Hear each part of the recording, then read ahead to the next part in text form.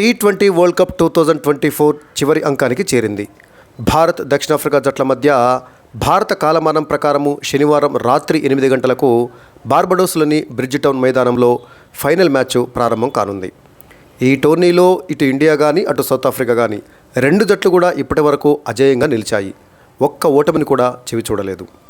South Africa విషయానికి వచ్చినట్లయితే వరుసగా 8 మ్యాచ్లలో విజయం సాధించి ఫైనల్స్ చేరితే ఇండియా 7 మ్యాచ్లలో గెలిచింది. కెనడాతో జరగాల్సినటువంటి మ్యాచ్ వర్షార్పణం అయింది. లేకుంటే ఇండియా కూడా వరుసగా 8 విజయాలు సాధించేదే.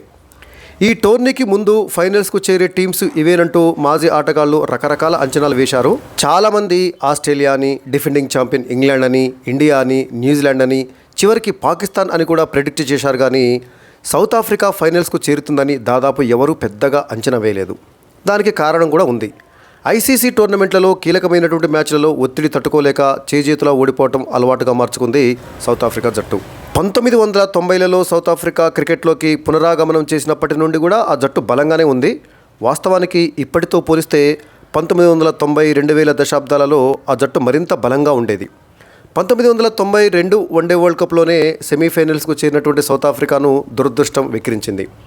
ఇంగ్లాండ్తో జరిగినటువంటి సెమీఫైనల్స్ మ్యాచ్లో సౌత్ ఆఫ్రికా విజయం దిశగానే సాగింది. మరో 13 బంతుల్లో 22 పరుగులు చేయాల్సినటువంటి దశలో వర్షం పడింది. 10 నిమిషాల తర్వాత ఆట ప్రారంభమైంది వర్షం తగ్గి. అయితే డక్వర్త్ లూయిస్ పద్ధతి ప్రకారము దక్షిణాఫ్రికా విజయం సాధించాలంటే ఒక్క బంతికే 21 పరుగులు చేయాల్సి వచ్చింది. సిల్లీ సెమీఫైనల్స్గా పలువురు వ్యాఖ్యానించినటువంటి ఆ మ్యాచ్ నుండి దక్షిణాఫ్రికాను దురదృష్టం వెక్కిరిస్తూనే ఉంది. డక్వర్త్ లూయిస్ పైన కూడా ఆనాటి నుంచే అనేక రకాలైనటువంటి జోక్స్ కూడా రావటం మనం గమనిస్తూ ఉంటాము. అంటే అర్థం పర్థం లేనటువంటి లెక్కలు అని చెప్పేసి కొంతమంది ఈ డక్వర్త్ లూయిస్ లెక్కలని కొట్టిపడిస్తూ ఉంటారు. 1999 వన్డే వరల్డ్ కప్లోనైతే మరీ ఘోరం. 214 పరుగుల విజయ లక్ష్యాన్ని ఛేదించే క్రమంలో దక్షిణాఫ్రికా చివరి ఓవర్లో 9 పరుగులు చేయాల్సి ఉంది.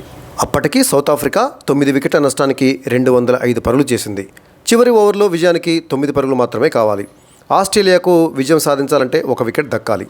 క్రీజులో మంచి జోరు మీదున్న లాన్స్ క్లూస్నర్ ఉండగా మరోవైపు నాన్ స్ట్రైకర్ అలెన్ డొనాల్డ్ ఉన్నాడు.